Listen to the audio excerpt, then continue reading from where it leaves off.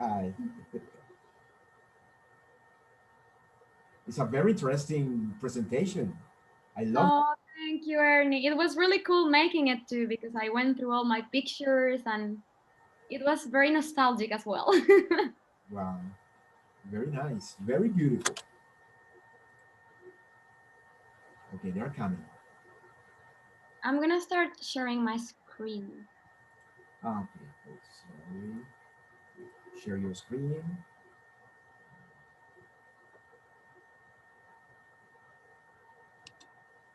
Can you guys see my screen? Yes, we can see it. Yes.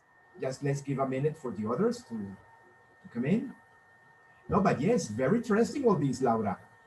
I Oh, how cool. hope one of these days I can make it there. Yeah, I really, really recommend it. It's beautiful. Yes, it looks. It's expensive travel to here. So when I traveled to Jakarta, since I was gonna be staying 6 months, I paid around 500 euros for my ticket, Okay. like both ways. So I think it wasn't that expensive. It's much more expensive to travel to Colombia from Yeah. Sweden. Actually, that's around 1,200 euros for me. So it's yeah, it's a lot. Okay. It's very expensive.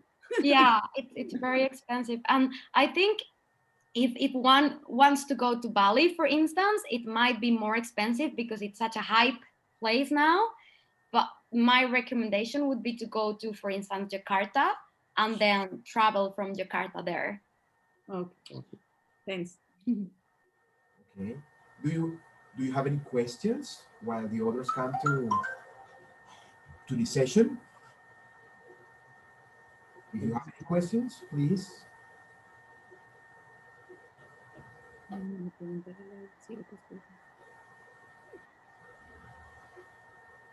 Mm.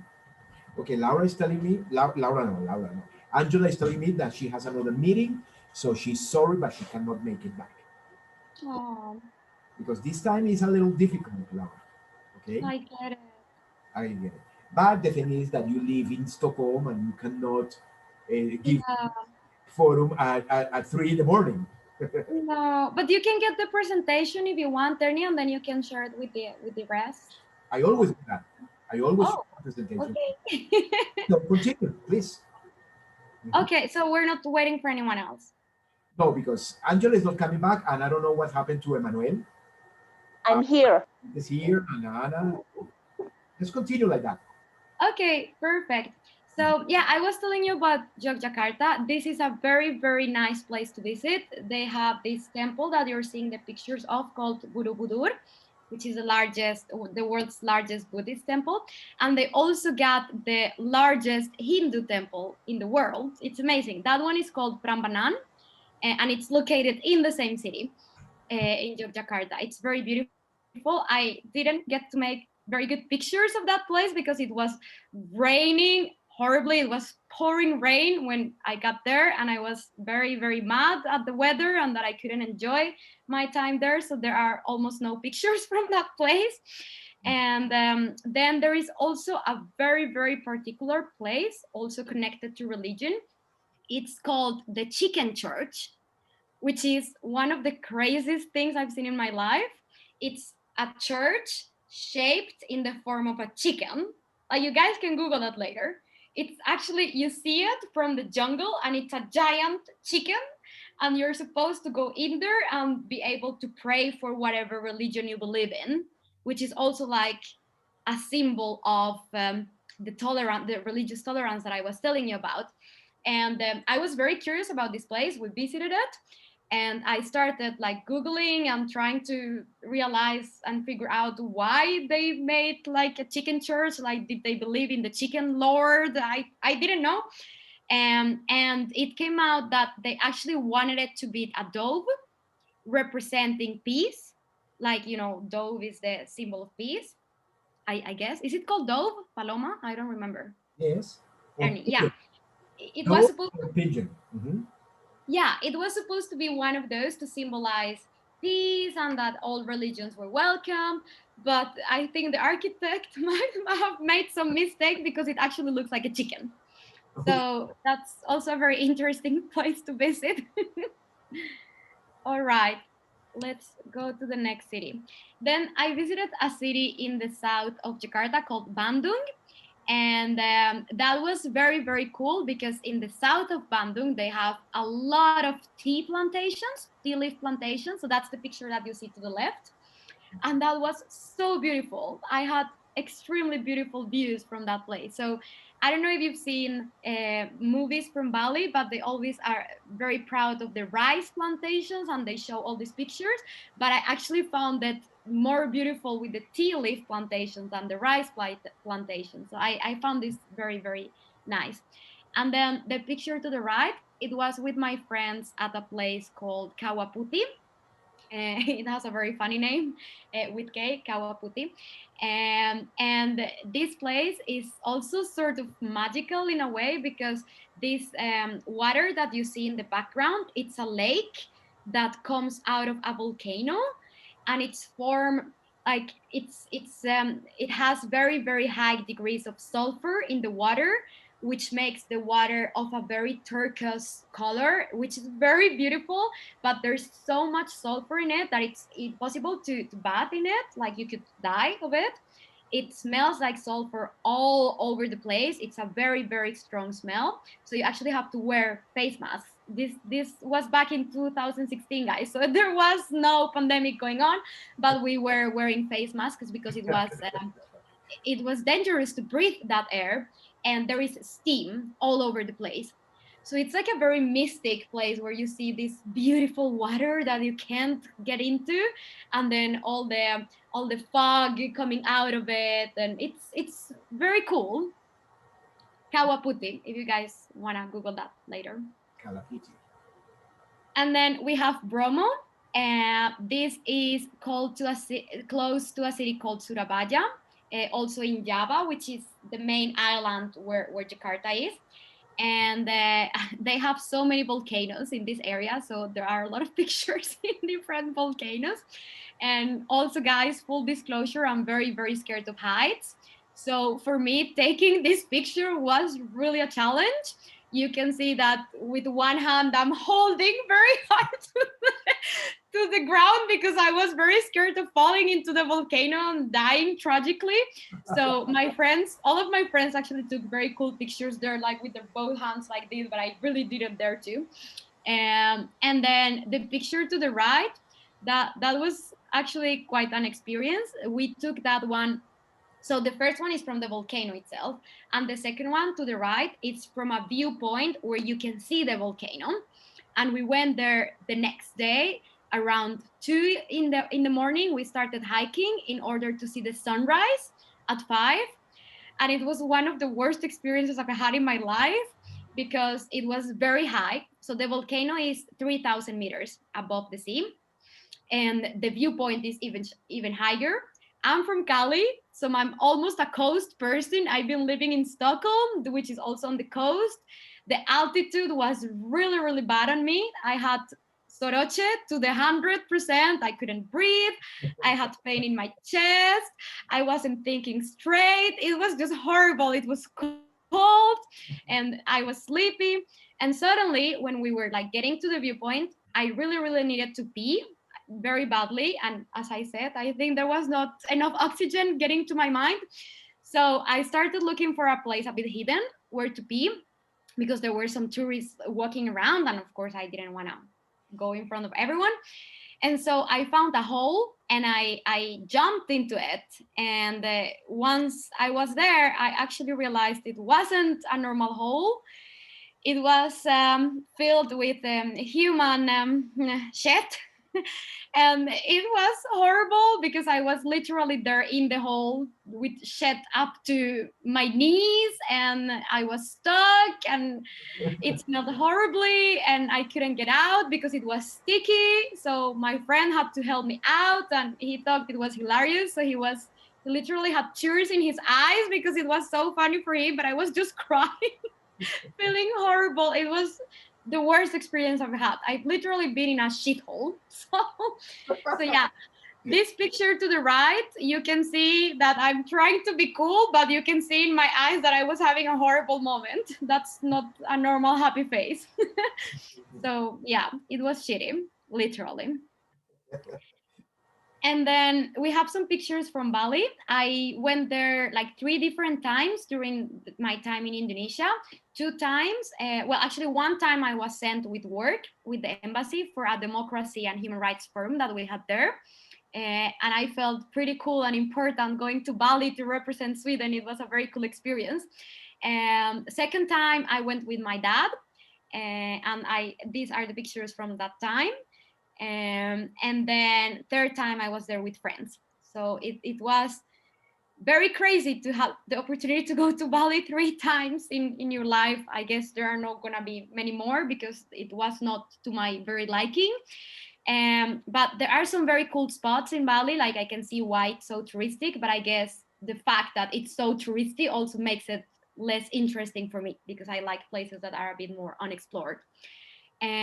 So you can see the picture to the left above is from New Year's Eve celebration. My dad and we dined at a very nice Italian restaurant in Bali. It was very nice. You can see I was very tanned and happy. My dad was having a good time with his martini.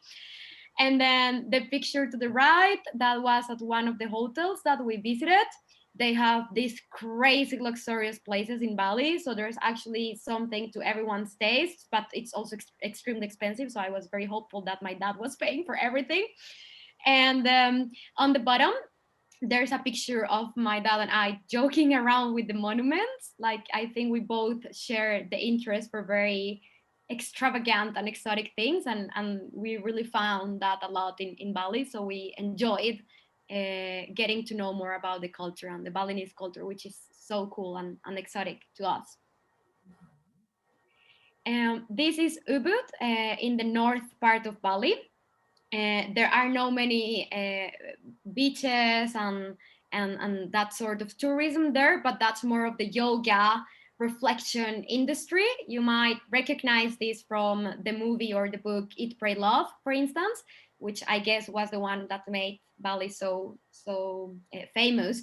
Ubud is like very famous for that. They have a lot of yoga resorts, reflection places.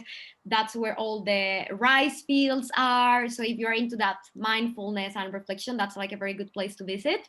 I went there with my friend Katri that you see in the picture. She's from Finland. And we went there over a day and tried to visit as many temples as we could. We were just interested about the temples more than on the yoga retreats and all that.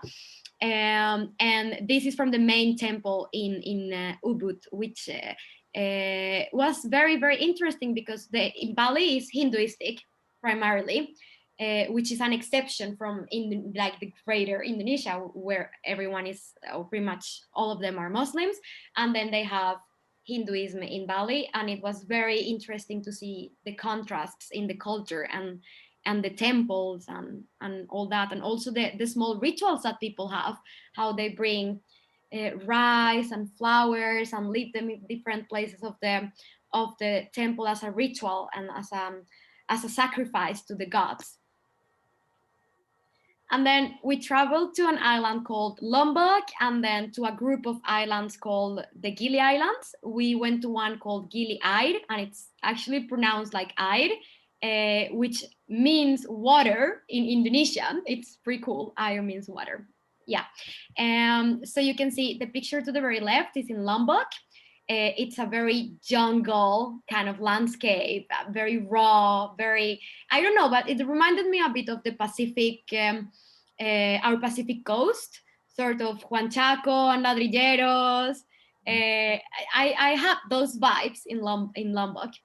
And then the picture in the middle and to the right, that's in the Gili Air Island.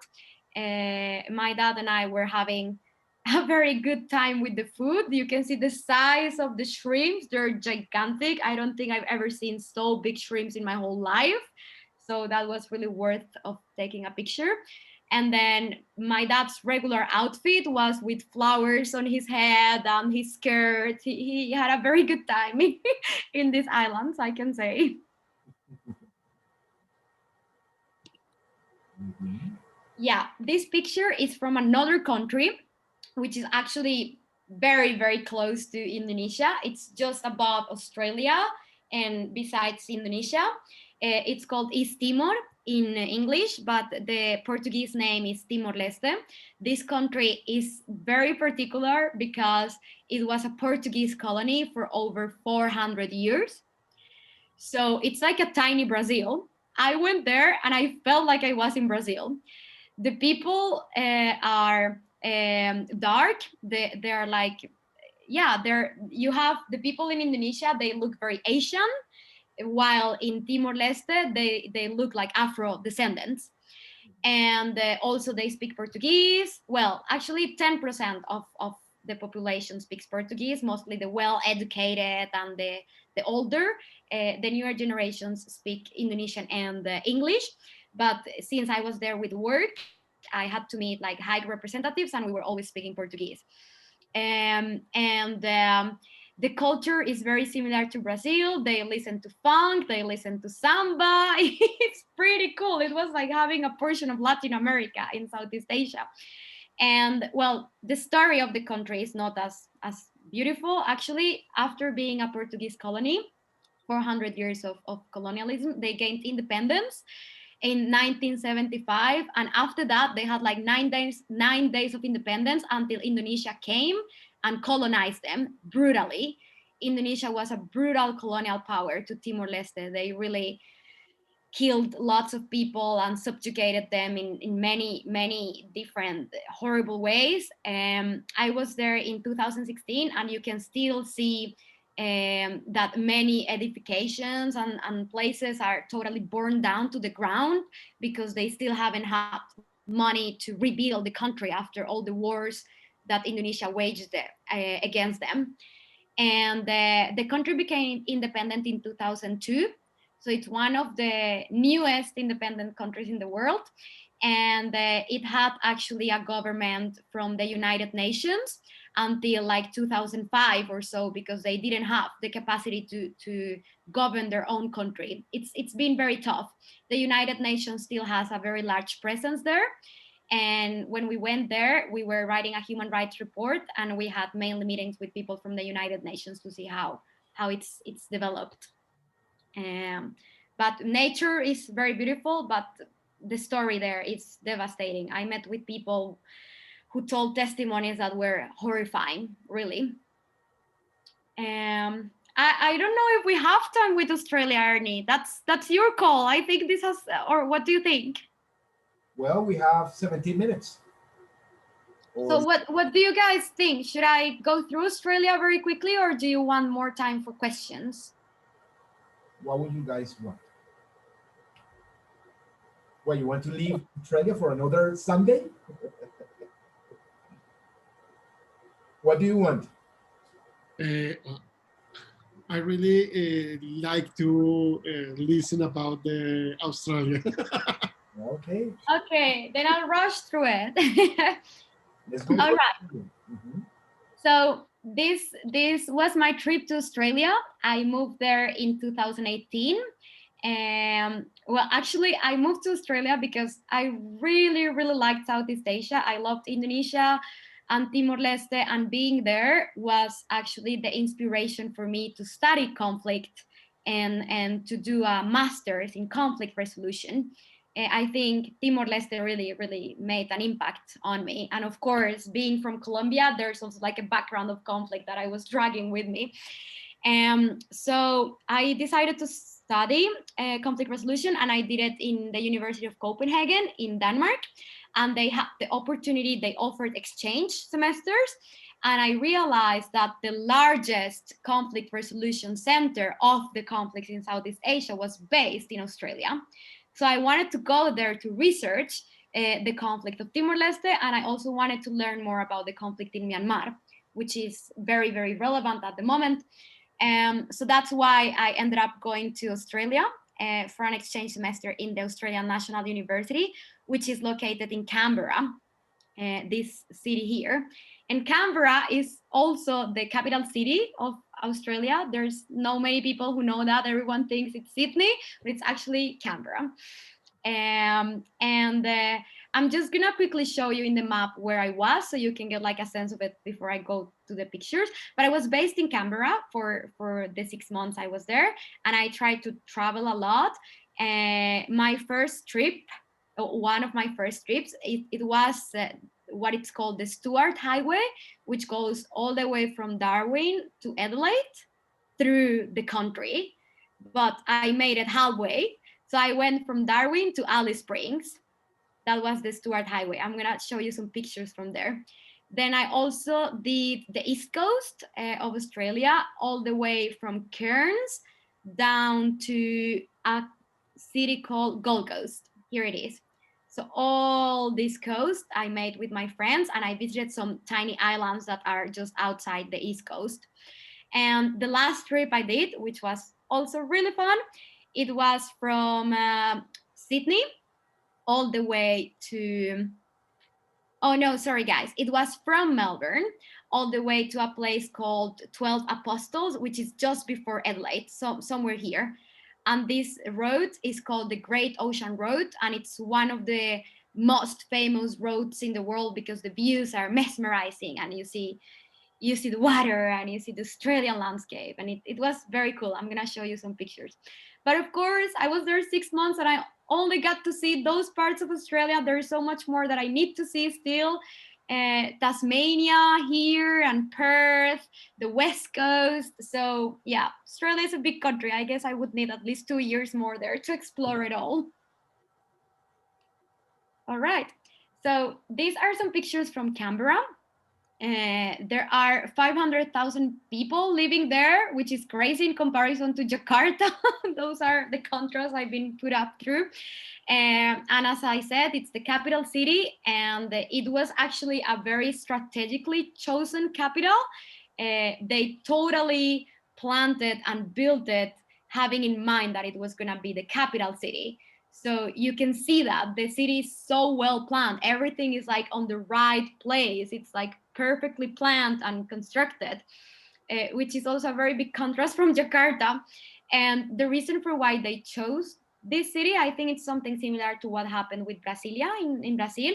There was like a dispute to whether it should be Sydney or Melbourne, the capital city, and they were always going back and forth. And at the end, they decided, okay, we can't settle this conflict. Let's just make a new city and make it the capital. And it became Canberra, but it's actually closer to Sydney. So I think Sydney was the winner in this contest. And Canberra is, I don't know, Australians always describe it as a very boring city. So whenever I meet Australians and I tell them that I've been living there, they're like, why are you crazy? Why were you living in Canberra? That's like the most boring city in Australia. But I really liked it.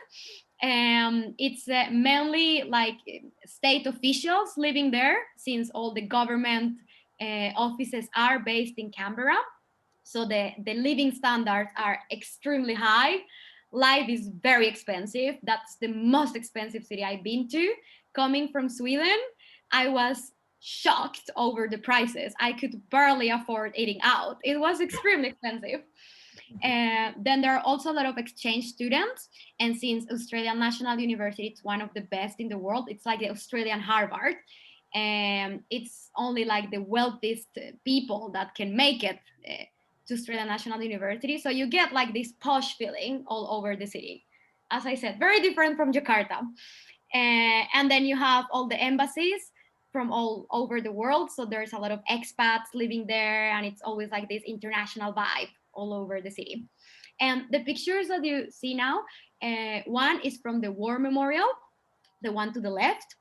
And I found it fascinating that they are so obsessed with the world wars in Australia. Like Australia was all the way down here. The world wars were mainly being fought in Europe. Why are they so obsessed with that?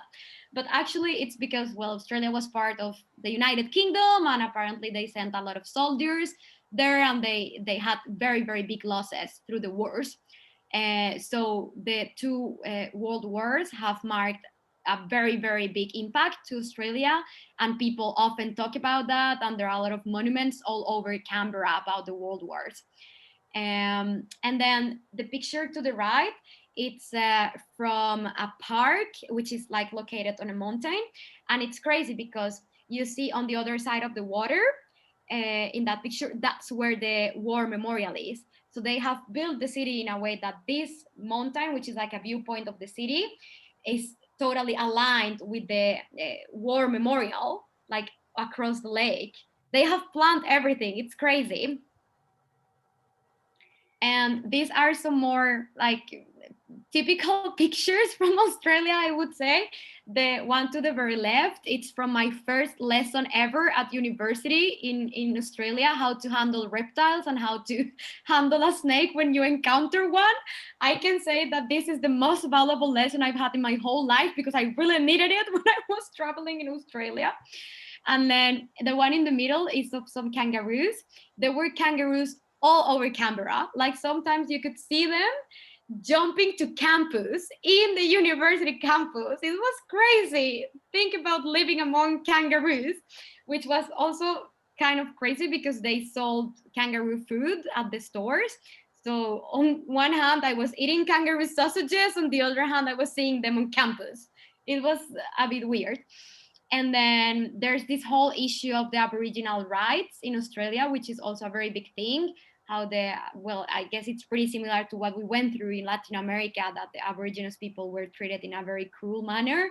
And in Australia, they have really, really worked for acknowledging this and acknowledging the Aboriginal people. And they have like different settlements. And this is like an unlawful Aboriginal embassy outside of the parliament in Canberra. And I have a bit of a revolutionary heart, so I found it very cool and I made a picture of it, even though it's unlawful. Yeah, and this was one of my first trips. It was crazy, guys, because actually in Canberra, they have very, very low temperatures during winter. I didn't even know they had winter in Australia. I went there in June or July, July 2018.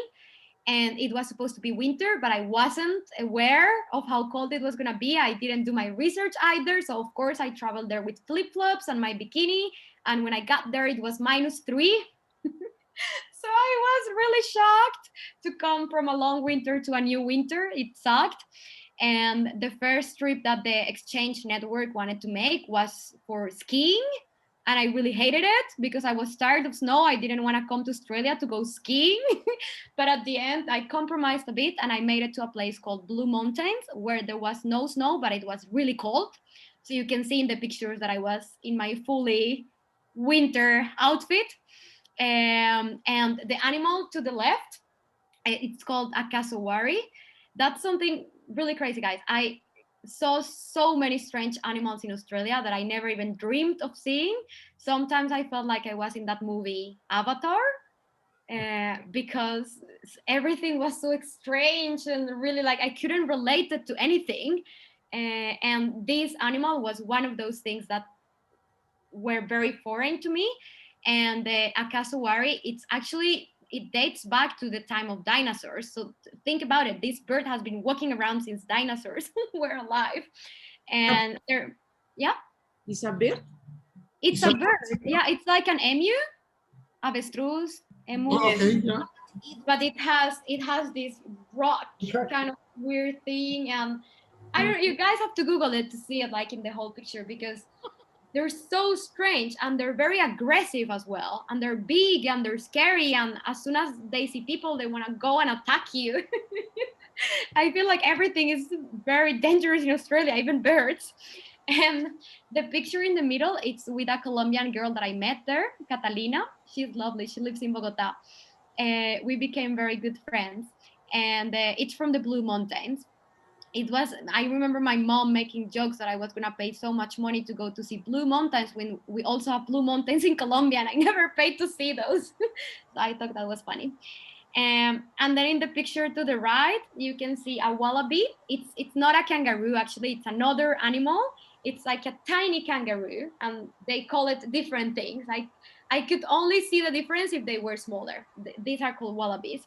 And I know I should think that it was very cute, but when it started licking my hand, I got a panic attack. So that's why my face is that way in the picture. While my friends were really enjoying the time, it looked like. Yeah, there are some pictures from Sydney. This is from the Opera House that you can see in the background with my friends. It's really a shame because it's the only picture we got from there, and I closed my eyes. Of course, I was the only one who closed the eyes in the picture. It sucked, but it's okay. The picture is nice. And then on the one to the right, you can see me at surf camp. Of course, I tried surfing in Australia. I failed. It was horrible. Almost died trying, but I made it. It was cool to try something new. I'm never gonna try it again. I'm done with surfing. And these pictures are from my favorite trip. This is the best trip I've made in my whole life, guys. If I might recommend something from Australia, I would recommend this. It's called the Stuart Highway, and it's the one that I showed you at the beginning in the map that goes from Darwin all the way down to Adelaide, the one that I just made halfway. And it's extremely beautiful because it's landscapes that I've never seen in my life and that I probably will never see ever again. It's a very desert kind of landscape and very warm and very heavy landscapes and nature and very raw. So if you are into nature, this is really something to do. We traveled with a pink bus. It was really cool. My friend there in the middle, that's my Chilean friend, Maria Jesus. We were a group of like 12 people from many different countries. So it was really cool traveling together.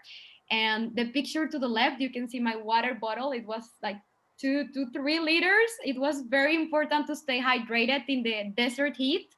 So this was my best friend during the whole trip, my water bottle. And then the picture to the right, it's of a very, very famous pub called Daily Waters. It's become famous worldwide. It's very close to Darwin. And apparently it's a thing to go there and leave something personal to leave like a part of your heart in Darwin and Australia. And when we were there, it was crazy because we saw a lot of underwear, especially from women, which felt a little bit sexist, but we left a picture of the group, which was better than leaving our underwear, I guess. And on that road, you make it to the heart of Australia, to a very, very big rock, which is also worldwide famous. It's called Uluru.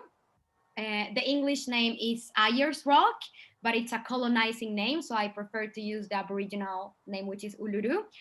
And this rock that you can see in the picture here, this is the whole rock.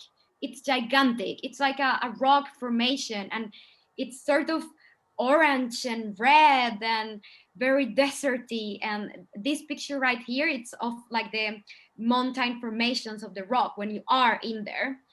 And this is a sacred place for the Aboriginal people in Australia.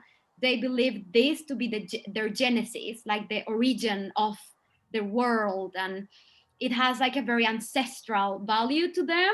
So it's a place very, very worth of respect and reflection when you are there. I really love this place, and I guess the peaceful feeling that I experienced in these temples in Indonesia, it was very relatable to that. It was also very cool to see all the drawings, because they are sort of, how you call it, hieroglyphicos from the Aboriginals there, where they have drawn the stories of creation. So this whole rock is also like their Bible.